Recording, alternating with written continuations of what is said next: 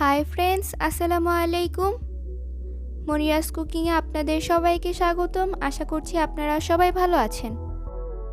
আজ আমি আপনাদেরকে তৈরি করে দেখাবো কিভাবে ঘরেই কম উপকরণ দিয়ে খুবই সহজে বাংলাদেশ চাইনিজ রেস্টুরেন্ট স্টাইলে চাইনিজ ভেজিটেবল তৈরি করা যায়। তাহলে আর বেশি দেরি না করে ভিডিওটি স্টার্ট করা যাক। চাইনিজ ভেজিটেবলটা রান্না করার জন্য চুলায় একটি প্যান বসিয়ে তাতে দিয়ে দিচ্ছি 2 টেবিল চামচ পরিমাণ বাটার।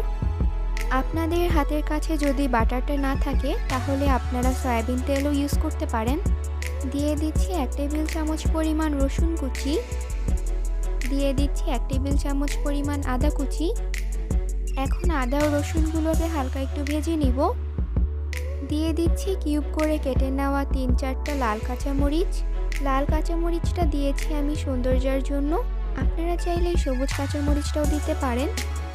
এখন আমি দিয়ে দিচ্ছি সিদ্ধ করে নেওয়া চিকেনটা।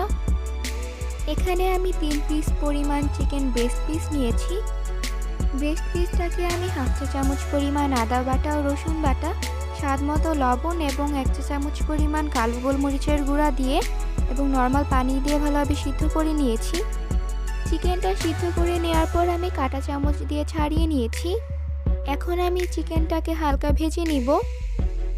চিকেনটা হালকা ভাজা হয়ে আসলে দিয়ে দিচ্ছি স্বাদ মতো লবণ।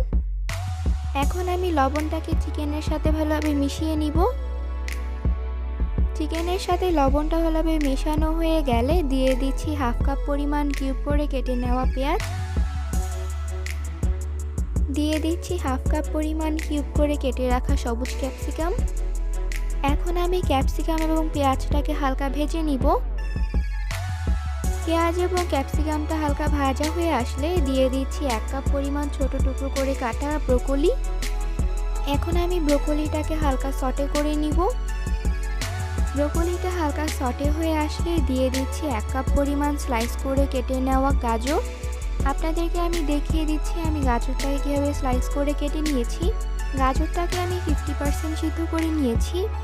এখন আমি গাজরটাকেও হালকা সটে করে নিব। গাজরটা হালকা সটে হয়ে আসলে দিয়ে দিচ্ছি 1 কাপ পরিমাণ স্লাইস করে নেওয়া পেঁপে। পেঁপেটাকেও আমি 50% সিদ্ধ করে নিয়েছি। আমি আপনাদেরকে দেখিয়ে দিচ্ছি আমি পেঁপেটাকে কীভাবে স্লাইস করে কেটে নিয়েছি। এখন আমি পেঁপেটাকে হালকা সটে করে নিব। পেঁপেটা হালকা সটে করে নেওয়া হয়ে গেলে এখন আমি দিয়ে দিব চিকেন স্টক। আমি যেই পানিতে চিকেনটা সিদ্ধ করে নিয়েছি এটা সেই চিকেন স্টকটা। এখন আমি চুলার হিটটা হাই হিটে করে ভেজিটেবলগুলোর কালার ঠিক রেখে এখন আমি ভেজিটেবলটা তৈরি করে নিব। এখন আমি ভেজিটেবলগুলোর সাথে চিকেন স্টকটাকে ভালোভাবে মিশিয়ে নিব। চিকেন স্টকটা মেশানো হয়ে গেলে এখন আমি দিয়ে দিব 1 টেবিল চামচ পরিমাণ সয়া সস। এখন আমি সয়া সসটাকে ভেজিটেবলগুলোর সাথে ভালোভাবে মিশিয়ে নিব। সয়া সসটা ভালোভাবে মেশানো হয়ে গেলে এখন আমি ফ্লেভারের জন্য দিয়ে দিব 2টো আস্ত কাঁচামরিচ। ভেজিটেবলের গ্রেভিটা মাখো মাখো করার জন্য এখন আমি দিয়ে দিব 2 টেবিল চামচ পরিমাণ কর্নফ্লাওয়ার। কর্নফ্লাওয়ারটাকে আমি 2 টেবিল চামচ পরিমাণ পানি দিয়ে ভালোভাবে মিশিয়ে নিয়েছি। কর্নফ্লাওয়ারের মিশ্রণটা একেবারে দেওয়া যাবে না, অল্প অল্প করে দিতে হবে।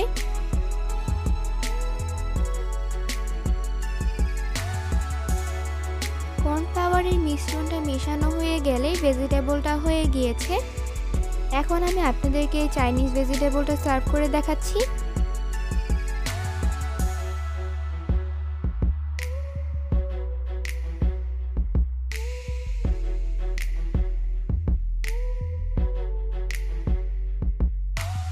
আপনারা দেখতে পাচ্ছেন ঘরে কিভাবে কম উপকরণ দিয়ে খুবই সহজে বাংলাদেশ চাইনিজ রেস্টুরেন্ট স্টাইলে চাইনিজ ভেজিটেবলটা হয়ে গিয়েছে।